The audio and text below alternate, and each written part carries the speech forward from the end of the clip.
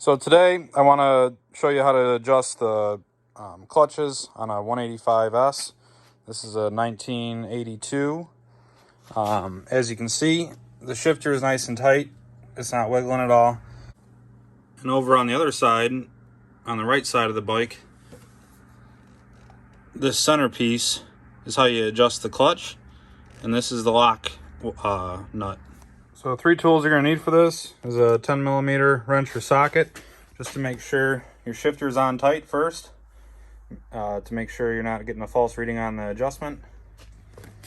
14mm open-ended wrench to adjust your lock nut, and flathead screwdriver so you can adjust your clutch adjustment. So first thing you want to do is loosen up the lock nut, back that off a few turns. So now that the lock nut is free, now you can see it stops right here, and you want to back it out a quarter turn. And with that, you want to lock the nut back down, and we'll go check the shifter play.